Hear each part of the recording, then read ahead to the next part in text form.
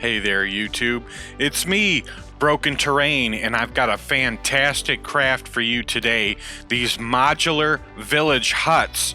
6 of them. They make a whole table. I've got a full village, and I made them out of Christmas garbage and dollar store streamers.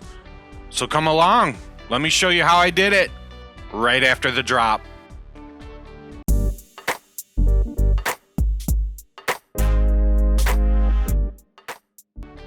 I'm going to start off by showing you the Christmas garbage. The wife likes the big box stores, and come Christmas time they have like cookies and all kinds of different gift packages.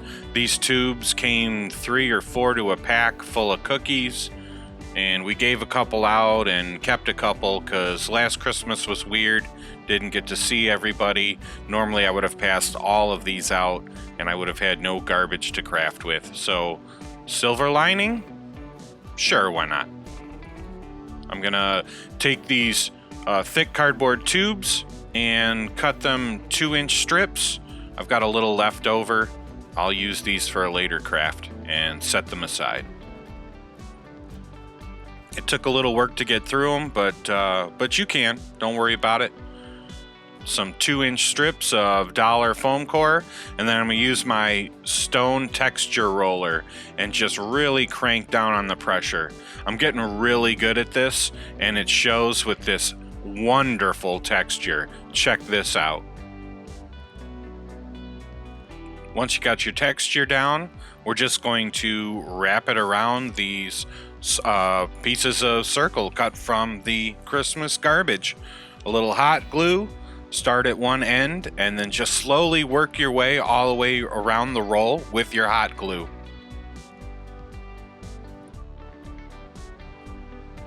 Once you get to the end, do a little cut and glue it in. And don't worry about that seam.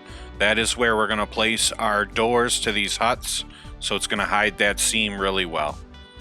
In order to make the doors, I just grabbed some pink XPS foam. I cut it into a big strip so that I could mass produce the doors. I'm looking for 6. And then it's just carving out that foam in between the 2 braces for the door, using your pen to create texture and individual boards for the door. And then with a top piece, we're going to cut a top beam and do the same thing. And we've got our doors complete. We just need a little, some thin chip. I'm going to use a poking tool to mimic nail holes and 2 pieces of the thin chip across all 4 of the doors, and then 1 for the doorknob.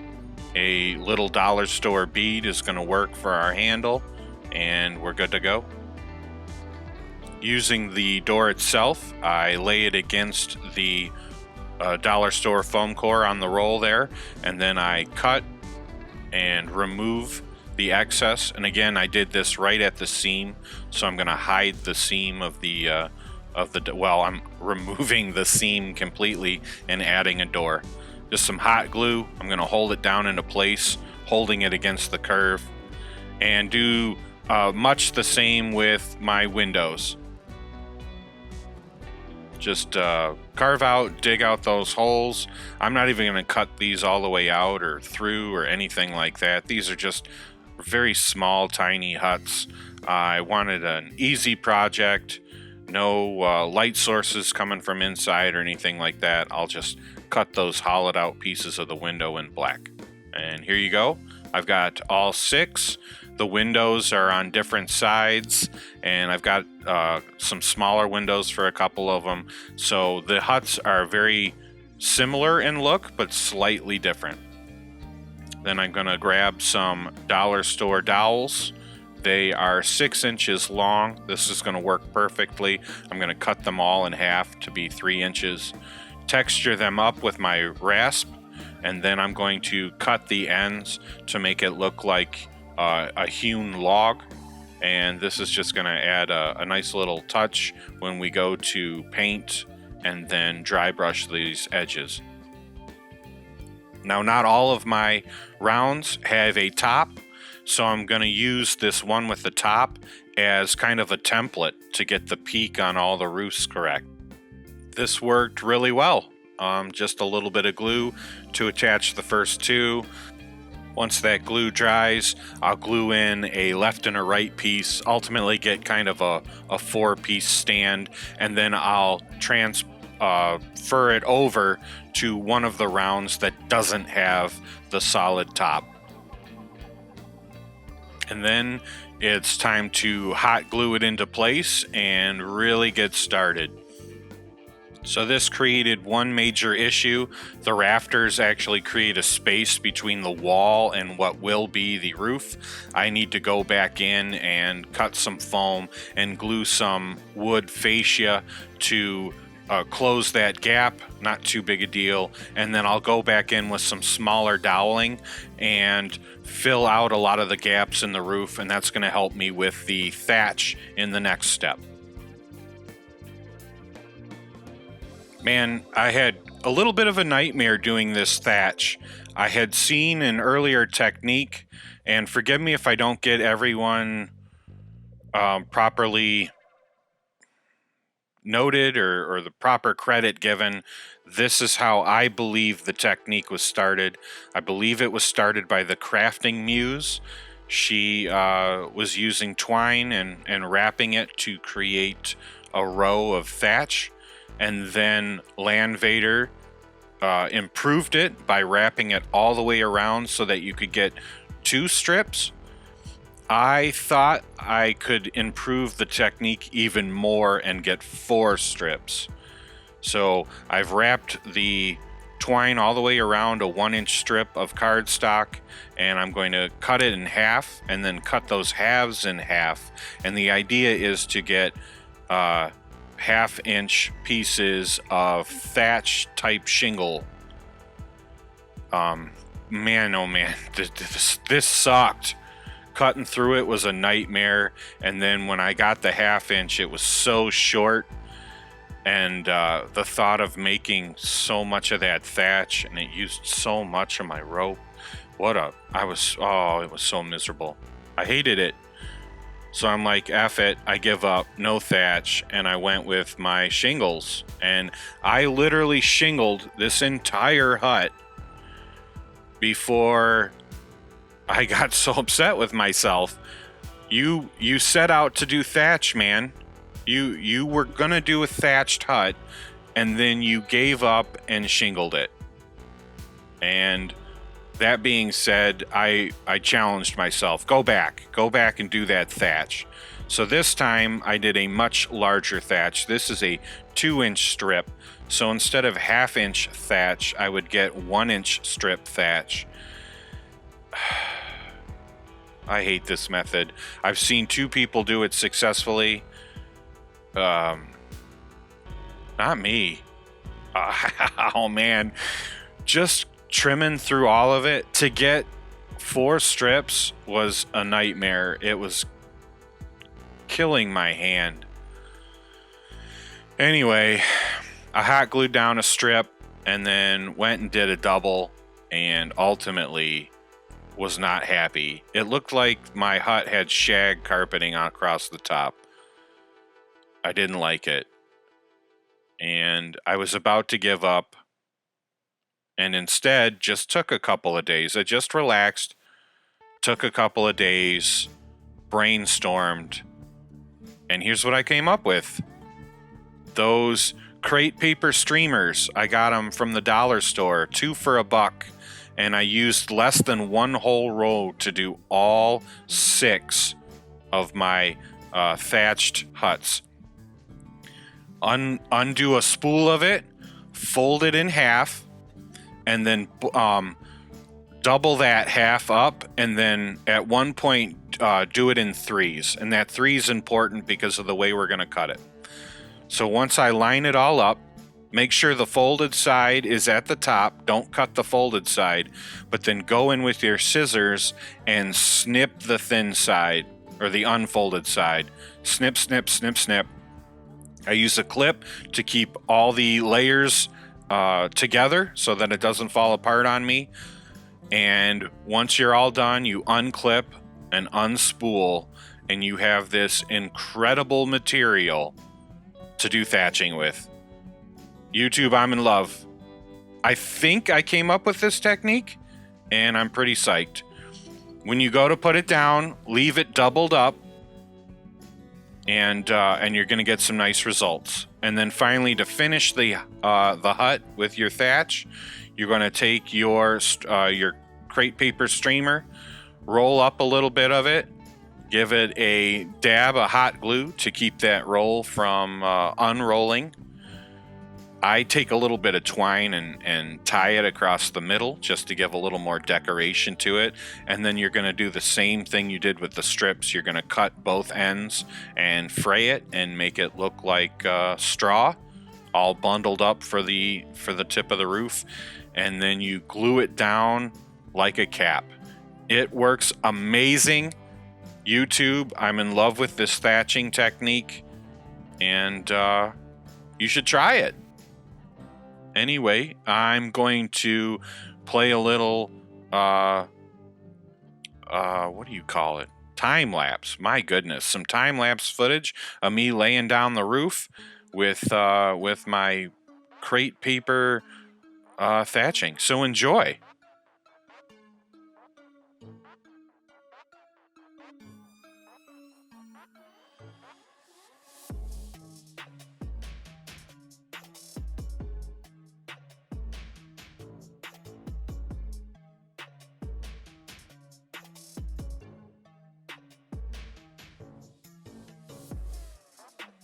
Hey, I just want to take this time to say thank you. Thank you for watching the video. If you like it, please smash that like button. If you want more videos like this, subscribe. Don't forget to subscribe. I can't do this without you. I appreciate it. I appreciate the view. I appreciate every comment, every like. Thank you so much. You guys are the reasons I keep doing these videos, and I just wanted to say thank you. Thank you very much. So now that we've got a great thatched roof, it's time to ruin it. So I I took my black acrylic paint and my matte Mod Podge, and I just covered the roof. My idea was to protect the soft crepe paper, and of course it slops it down a bit like mud. When my wife saw, she was so upset. She liked them way better with the natural craft paper. And if you do, I think at the end they turn out great. But if you prefer that raw paper look, then I would suggest painting them first and then going in and doing the thatch roof and then leaving it. It's perfectly acceptable. It's a really good looking roof, but I wanted it protected, and this kind of looks more like a muddy thatch now, and I really appreciate the look, and some paint really brings it back.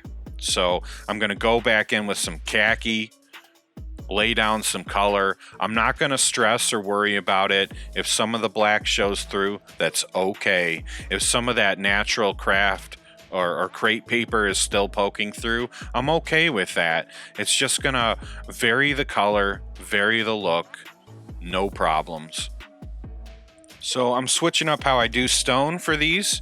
Normally I do the dark color and then come in and dry brush with a light, and I'm flipping it. I start with the light color, I'll come back in with a darker color and try to pick the individual bricks and stones out. That's with an elephant gray, which I'll do after this burnt umber for all the wood. That includes the door, the windows, and then the beams for the roof, and then the wood across the top to fill the gap between the roof and the building itself. Finally, a little gunmetal gray. We're going to paint up those iron straps for the doors, and then of course the little door handles. Looking good.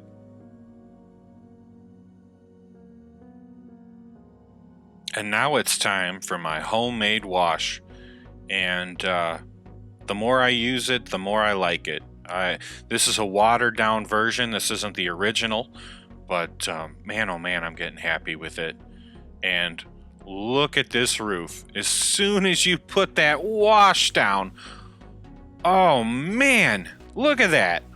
That crate paper, all the texture is just grabbing that wash, and you'd swear that this roof was made out of tiny little bundles of straw. It looks amazing. I'm gonna go back in with this bright yellow and just dry brush and pull some of that color back. So I'm gonna leave some of the khaki color, some of that deep dark color from the wash, and then I'm gonna pop it with this yellow, bring back that straw look, that straw color. Well, at this point, I'm just pumped. Time to grab my honey brown, and let's put a nice little dry brush on the wood. All that texture pops. Ladies and gentlemen, do not forget to texture. Wow. Looking good. Very happy.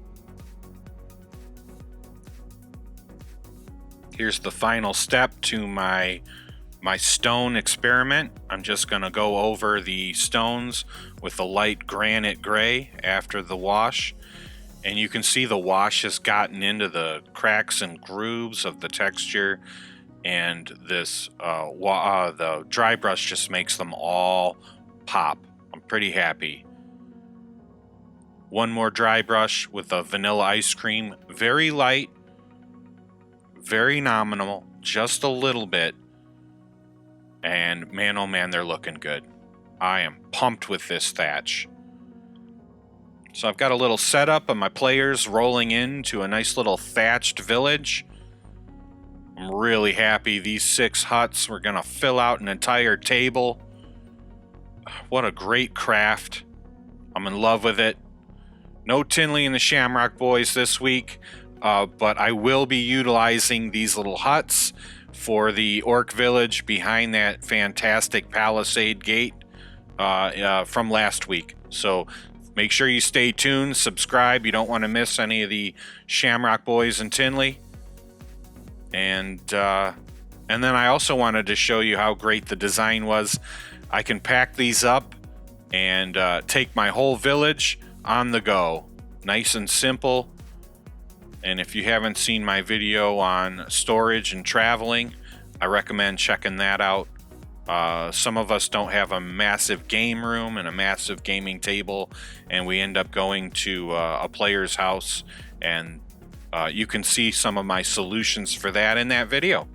So thank you so much. Until next time, like each other, love each other, and craft on.